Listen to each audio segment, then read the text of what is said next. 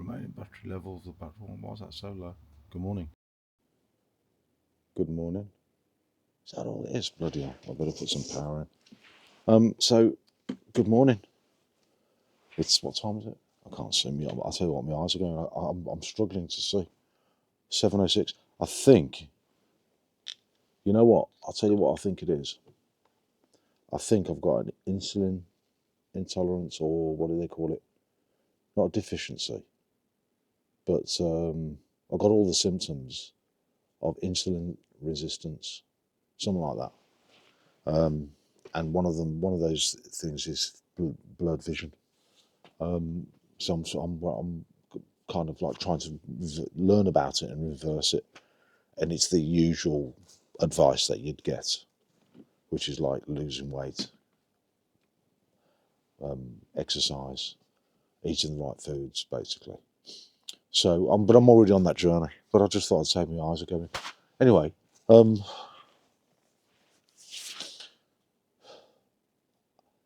can't remember if I made a video about the telephone call I had with Sean from eBay last week, the second call. In that call, I was talking to him about one of my criticisms that I have of eBay is that all my purchases are mostly made in the marketplace. And it's always been like that. But in the past, you used to get some people would come into the shop and they'd pick a few things and drop it in the basket. But they were like maybe 1% of sales. The vast majority of transactions happened in the marketplace.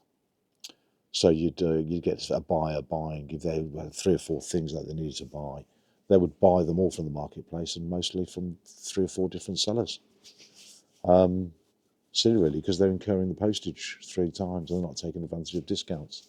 And I thought that one of the constraints, if you like, on buyers shopping in my store was 1, visibility, and 2, a discount structure that would enable or incentivize the buyer to make multiple purchases across all my listings, not just from one listing, because the incentive that I have on my shop or my listings is the multi-buy, and that's unique to the listing. It doesn't apply across listings. So I talked to Sean about this, and he basically said that the best thing to do is do the vouchers. A voucher scheme, offer a customer X% off across all your items in the shop, and then promote that voucher to people who you've bought from you in the past, or who you haven't seen for a long time, or take advantage of the, what's it called, the promoted shops. The promoted shops is this new thing where you get a banner on somebody else's listing. I think it's a tad unethical myself, but anyway, it's their platform. That's how they're doing it. Inviting a buyer to come into your store. So okay, and they're giving me £500 voucher towards the costs. So I thought, okay, all right, I'll run it for a month and see how we get on. I've created the voucher. I've signed up I've opted in for the promoted shops, and I've had these are the stats, right? I've had 80 clicks, so it's pay per click, isn't it? 80 clicks. I've sold 2 items, and the sales only came to £8, £8, and the fees, the ad fees, are £36, of which I'm not paying. I'm not paying for that. So I know what the counter arguments. Well, this is my criticism, you see, or my feedback to eBay, and I know that their counter response will be, you got to give it time. It's always that, isn't it? You got to give it time. You got to give it time for the algorithm to work. I did that previously on other. I had one campaign. The very first campaign that I did was banging, but I messed up. I cancelled it because I didn't understand it. I don't understand the metrics. I'm beginning to understand it now because I've looked at it that many times. But it says the click-through rate is 0.55%. I think that's quite very low. and the return on ad spend, the ROAS, is 0.22. That's very low. I want to be getting about £15 for the pound. I want, for every pound I spend in clicks, I want customers to come and spend £15. I think that's probably a good benchmark, you know what I mean? But look, I'm 22p. There's 39 shop views and 15 visits were new to the shop. Okay. Now the thing is, some of those people, those clicks or those visits, they're not necessarily going to be transactional immediately on the visit. They might come back. They may have liked a product and they're going out to compare it. So it's early days yet. It's still early days. So I don't know what I'm complaining for. Especially since I'm not paying for it. I've got a £500 thing. But the idea is, I think I might have...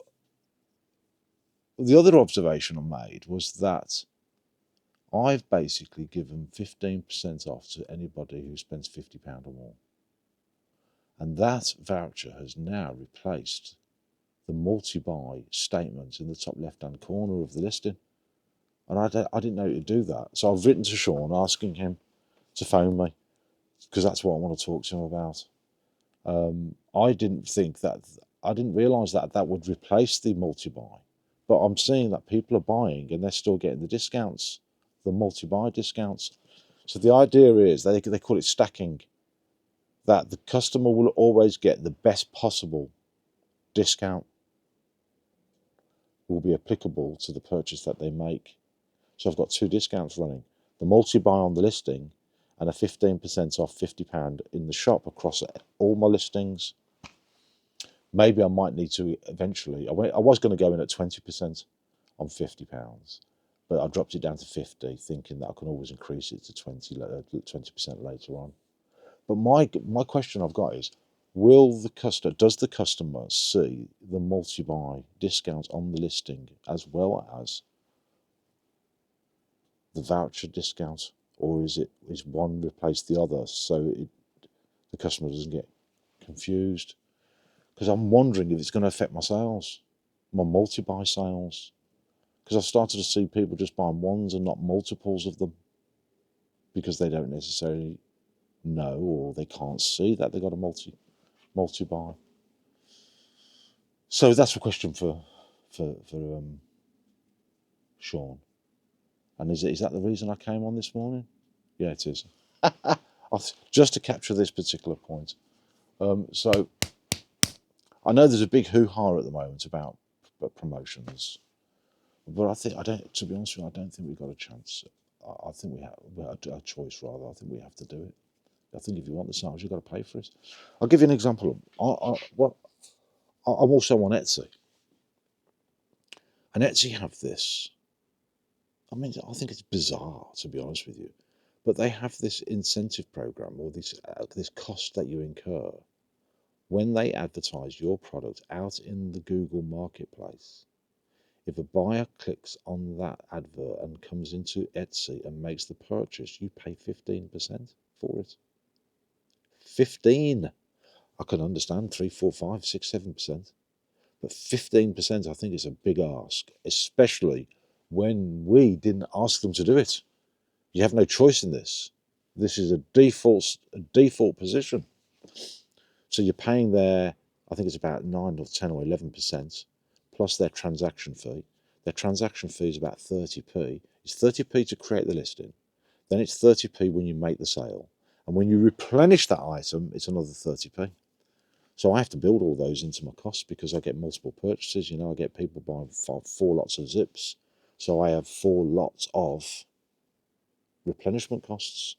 4 lots. So I basically, it's 30p they charge me. I put 40p in with my costs. I work on the principle that it's costing me 40p to push my price up a bit. And then I thought to myself, hold on, Martin, if that is true, and you're passing the cost on to the customer that way, then it must be true of the 15%.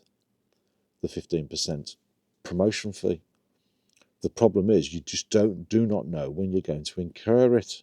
So I thought, fine, fair enough. What would you rather have? A budgeted, planned for cost, or an unbudgeted, unplanned cost? I thought it's got to be a budgeted, planned cost.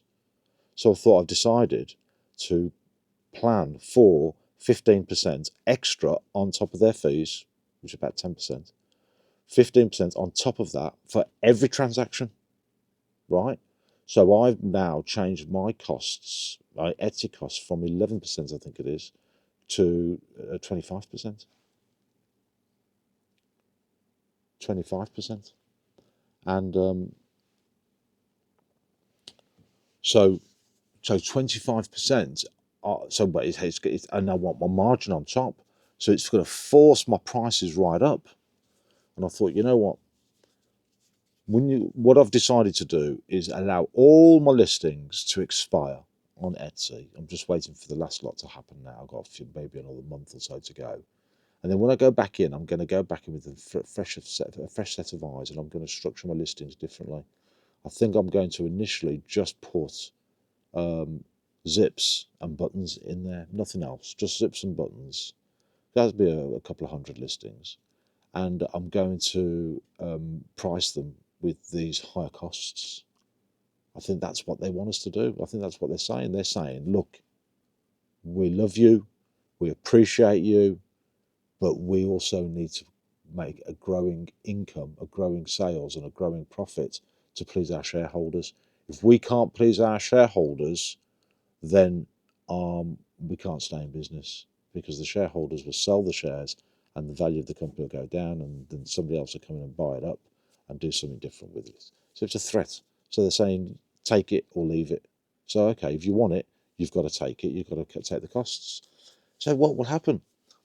So if I sell an item that has come from the Google Marketplace, the Google search results, then I incur the 15% costs. Fine, not a problem, because I've planned for it. It's in the price. But if it comes from their marketplace and I'm not charged the 15%, extra profit for me. What's not to like about that? For me, that's a winner-winner chicken dinner. So I'm gonna apply the same principle on eBay. And if my sales sort of go down, they go down, but I'm not in the business to lose money. I don't mind breaking even to get multiple purchases. I don't mind just, people buying one item and just breaking even, because I kind of make more money when they buy 2, 3 or 4 or 5 items. But I'm going to make sure that all my costs are covered regardless. I'm not in it to lose money. And ultimately, I really, really think that the future for me, as I keep saying, and I think lots of sellers and resellers are beginning to concur, is that you've got to develop your own website. You've got to acquire your own customers, and you've got to own them, because you don't own those customers on those platforms. You're just you're replaceable. They're not your business. They're not your customers. So what was the other thing? One of fun, I think. So Brum Reseller, John, I'm not connected to him like many of you are, maybe through Facebook. And I've had a good conversation with him, mostly because he's local. He's a Brummer. He's a Villa fan, up the Villa. He's Brummy, and we've got a mutual friend as well. But I didn't know that until I started seeing him as a reseller. So I follow the resellers, because the resellers are the active ones on YouTube. People who do what I do aren't active. They're not making YouTube videos. So I watch the resellers, because what we have in common is eBay. So we learn from each other. Well, I learn from them more than they learn from me. And I saw that John had put up not a statement or a post on Facebook about his new website. Got a new website. I thought, oh, that's interesting. That's very interesting. So I went and had a look, and I landed on his web page. Very nice. But there was a spelling mistake in one of his things. So I sent him a message straight away. I said, John, you've got a spelling mistake. He said, thanks very much. And he went to put it right. And then I said to him, who's the provider? And he said, it's a company called SumUp. And he loves it, he said. Loves it. Best thing ever. So I went to check it out. And it's a payment processing thing, with the tap and go kind of stuff. It's all that kind of stuff. But if you sign up for it, you get this free website.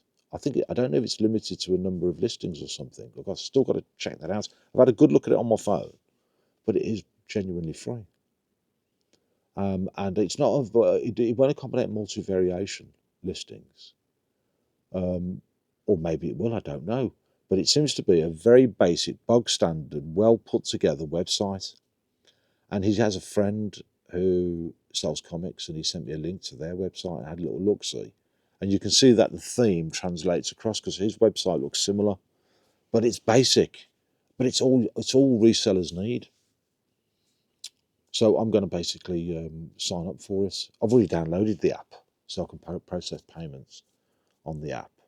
But I currently use Monzo, you see, so I'll carry on with Monzo because it goes straight into my bank account. But I'll have SumUp as a resiliency, as a backup. But more importantly, I'm going to use their website, and I'm going to start putting all my reselling stuff on there, including all the stuff that I've got on my second eBay account. I'm going to put it on this website. And when I make videos, these videos, I'm going to talk about it. This is what I've listed, because I can be far more freer, I feel, talking about the products on that website than on eBay. I can say what I like about them to a certain extent because I own that website, and I can price it differently. And I'm sure in time there'll be people that will visit the website and make the purchase, and it'll be a profitable purchase. I'm not saying it wouldn't on eBay, but it'll be more profitable, or it'll give me the flexibility of making it cheaper than on eBay, and so therefore it might make a compelling purchase for those people that visit the listing on my website. I think a lot of you resellers are going to be doing the same soon. I think that's the wisdom is. The wisdom is to do that. It's a wise step because you're not losing eBay, you're not losing Vinted. You just have the choice to build relationships with your customers, deeper relationships, and own those customers. You see, eventually you can start marketing them by doing email marketing, and that email costs you nothing. You can, when I say it costs you nothing, it costs you the subscription. But if you save with Shopify gives you 10,000 emails a month. And only then, when you've exhausted the 10,000 emails, do they start charging you. And even then, it's only £1 for 1,000 emails.